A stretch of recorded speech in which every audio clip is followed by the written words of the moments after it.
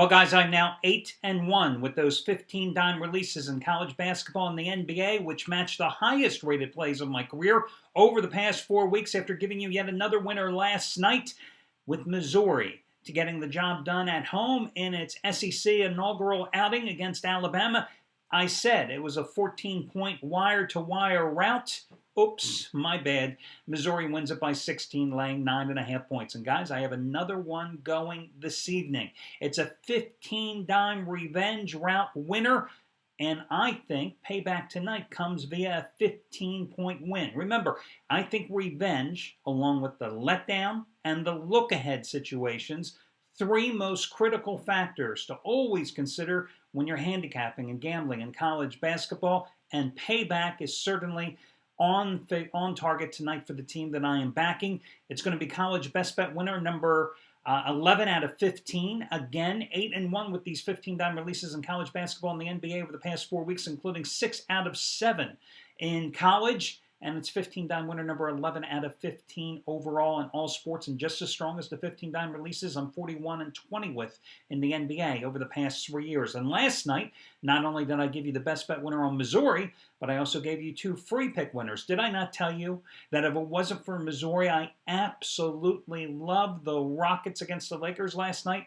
And you thought I was crazy when the Rockets were down by 3, laying 8 points at home at halftime of that game, but they took care of business in the second half. They rolled to the win, gave you a winner on the Rockets. Also gave you a winner last night on Creighton as a huge double-digit favorite at home, getting the cover. I'm telling you, the Blue Jays are a darn good team.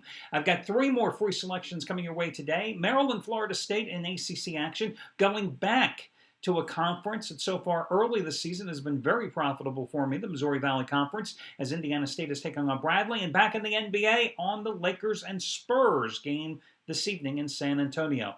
Also, how about Bob Valentino? Now 3 for 3 this season with guaranteed basketball releases. Cashing in last night with his guaranteed 50-dime NBA winner number 2 in a row. He happened to use those Rockets. See, he probably listened to my video report. He heard I was on the Rockets. He figured, oh, hell, I'll guarantee the play on the Rockets. No, that's not how it worked. But still, congratulations to him. As you know, the guaranteed component of last night's play for Bob Valentino was if he had lost last night, today, you would have received his 100-dime NBA opening game of the year winner number 5 in a row. Well, guys, he didn't lose last night, but you can still get it. 100-dime NBA opening game of the year winner number 5 in a row. It's his 3rd NBA release of the season. His first 2 plays, both 50-dime plays, both guaranteed plays, both winners over the past 2.5 weeks. And his last 100-dime play in any sport happened to be back on December 29th when he gave you Rice over Air Force in college bowl action. And this play, of course, is 4 times stronger than his 25-dime NFL winner on the Texans on, when was it? Saturday. Yes, in the wild card game. Also, FYI, Jeff Benton, 80-57 college basketball run. $10 bettors have won $8,040. Tonight, 30-dime college hoops winner number 6 out of 7 had a 30-dime winner on Memphis, getting the job done at Tennessee and Knoxville last Friday. 30-dime winner last night, Ohio State pummeling Purdue. Another big play going from Jeff Benton. Chris Jordan, 2,000 stars worth of action here today. 5 400-star releases. St. Bonnie and George Washington, St. Joe's taking on Butler, Miss State against South Carolina, West Virginia and Texas, UNLV and New Mexico. He has won 4 consecutive 400-star college basketball releases. He has 5 of them tonight. Stronger than his 200-star winner on Monday with Cleveland State outright over Illinois. Chicago's a 2.5-point road dog. Stronger than last night's 300-star dog winner, Northeastern, as the 5-point dog winning outright at Drexel. Chris has won, he's going for winning day number 34 out of 54 today. Going for 34 out of 54. Dollar bettors have won $3,580 the past 53 days. He's got $2,000 worth of action tonight. If you use that $1 per 1 star, that's how you have to make it apples to apples so you know what he's won for his bettors. And they have won $2,790 with his college hoop plays so far this season. So a number of hot handicappers going here this evening. Let me give you your money-saving discount coupon code today, guys. And Matter of fact, let me look up what the damn coupon code is because I can't remember it. It is SHAME15. SHAME15. SHAME and the number 15. That will save you $15 off a single purchase today. SHAME, SHAME, and the number 15 will save you $15 off a single purchase. Where did I come up with that coupon code that I couldn't remember a minute ago? Shame on the damn baseball writers of America for not electing anybody to the Hall of Fame today. Are you kidding me? First of all, let's put aside the steroid issue for a moment. Craig Biggio, how this guy has to wait another year. Not that he was, in my way of looking at, an impact player. But when you look at his body of work for the position that he played, he deserves to be in the Hall of Fame. But to me, the bigger crime is how Jack Morris is still not in the Hall of Fame. And next year will be his last year, 15 years on the initial ballot. This guy was the money pitcher in the 80s. You know it as well as I do, guys, if you were around there, because I got to tell you something.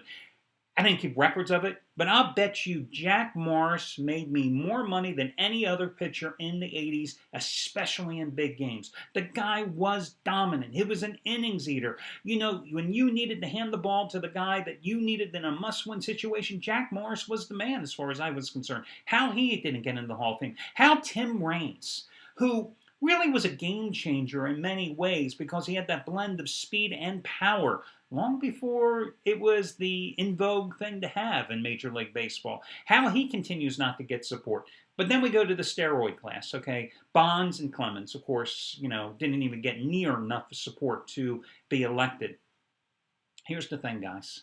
Until you can prove to me 100% conclusively that every single player was either clean or tainted, well, it's all gray area as far as I'm concerned. So I look at it this way. I don't care if or if not Clemens and Bonds happen to use performance-enhancing drugs. I mean, because you're telling me every single batter they faced, every single pitcher that Bonds faced, what couldn't have possibly been hyped up as well on PEDs? I mean, it's either 100% clean or 100% guilty. That in-between area, that means you got to vote them based on what they did on the field. And I love how the baseball writers of America are these great arbiters of all things that are so moral, suddenly are deciding what goes on with the Hall of Fame. You know, and it's always been that case. I mean, you know, the Hall of Fame has racists. It has guys that popped a lot of greenies. It has guys that were not nice people. I mean, had a few alcoholics along the way, but that's okay. You know, we can't have the guys that have performance-enhancing drugs. I mean, listen. It is what it is. And until you can prove it conclusively, vote the guys in based on their talent. I mean, really, when you think about it, Bonds may have been an asshole, you know, personally, and when he dealt with the media, but if you just take the beginning part of his career, before he turned into the Incredible Hulk, geez, didn't he have Hall of Fame numbers then? I don't know. I just think it's criminal, so that's where shame comes in. Or shame could come into the fact that if you're Daniel Snyder and you own the Washington Redskins and you're Mike Shanahan today and you're looking at your starting quarterback having reconstructive knee surgery and you got to be wondering, gee, did we just jeopardize the future of the franchise by letting this guy play too long in this past weekend's game against Seattle? Oh, what a joke. Okay, let's move on. Free pick time, right? Okay, let's go to college basketball first. I'm going to go with Maryland. The Terrapins laying 6.5 at home tonight against Florida State. Florida State happens to be the defending ACC champion, but, you know, Florida State's coming off a 71-66 win at Clemson as a 3-point dog. On Saturday, a place at, you know, Little John Coliseum, one of my favorite places in America. Little John, where are you playing today? Hey, we're playing at Little John Coliseum. That in the Pit. Do you know the Pit is like the pit floor in Albuquerque, which is a cool little town. You go up and down the street, Main Street in Albuquerque, a bunch of neon. It's not Vegas. Understand, it ain't Vegas. But the Pit's like 34 feet below, like, the ground level. I mean, that's why they call it the Pit, you know what I mean? But anyway, Florida State's coming off that win against Clemson, a place that they hadn't won in years. But their prior game, they lost to Auburn. I mean, you know, I just don't think Florida State is that good. I do believe Maryland, even though the Terrapins have not played a tough non-conference schedule, they're good. They opened up with a 94-71 win over Virginia Tech. Don't be over-impressed by it because Virginia Tech has just fallen apart here in the past 3 weeks as an 11.5-point home favorite on Saturday. They've won 13 straight games since losing by 3 to Kentucky in their season opener. I'm willing to invest on the Terrapins because the odds makers certainly are not showing a lot of faith in them because they're only a 6.5-point favorite. I thought they'd be closer to 9, so I'm willing to put the money on Florida State here. Your next free selection is going to be in the Missouri Valley Conference, and it is going to be on Indiana State. A 4.5-point choice at home against Bradley. Now, Bradley's coming off a 69-63 home loss to Wichita State. Nothing to be embarrassed about there because the Shockers are a very good team. They won 66-60 at Southern Illinois, 67-57 at home against Drake. Nobody said Southern Illinois and Drake were that great this season. Indiana State is coming off a 79-66 loss at Creighton on Saturday. Listen, Creighton, one of the top 10 teams in the nation as far as I'm concerned, so that is nothing to be embarrassed about. They've previously beaten Northern Iowa in conference play, 65-61. Beat Illinois State at home, 77-75. They won 5 of their last 7, and their only losses have come against top 25 teams. In the Diamond Head Classic in Honolulu, and they lost to San Diego State by 7 points back on December 23rd. And as I said, over the weekend, they lost to Creighton. This is a team that, in that same Diamond Head Classic, upset Miami of Florida as an 8.5-point dog. Upset an Ole Miss team that had just 1 loss coming into the game as a 9-point dog.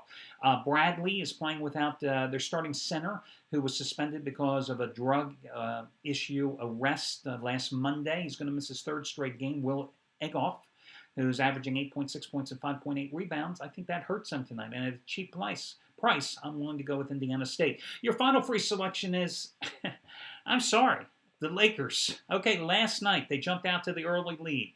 You had World Meta Peace scoring a season-high 24 points, okay? You had Kobe Bryant struggling last night, 8 for 22, 20 points. You had Steve Nash with 16 points and 10 assists, even though he retweaked a back injury, supposedly, in that contest. You had them jumping out to the big early lead. You had them up by 3 at the end of the first half, and then you had them totally fade, as expected, in the second half. No Gasol, no Howard, no Jordan Hill off the bench. This isn't a very talented team.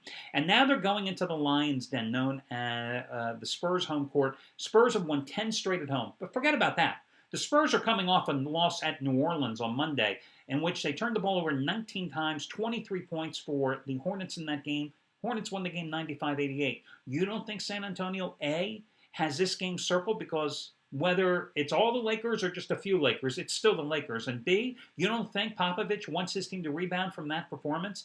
You got one of the deepest teams in the NBA with the Spurs. You have Tim Duncan coming off a really bad game against the Hornets, 13 points and 5 for 14 shooting. You have a Spurs team that has lost 2 of its last 3 overall. Remember, it lost to the Knicks as well. Lakers lost 125-112 last night at Houston. Back-to-backs, killers. Even more of a killer when you don't have 2 of your top 5 stars. So I'm going to go with the Spurs here, who have won and covered 3 straight in the series. LA 5-11 on the road this year. Spurs 14-2 at home with 10 straight wins.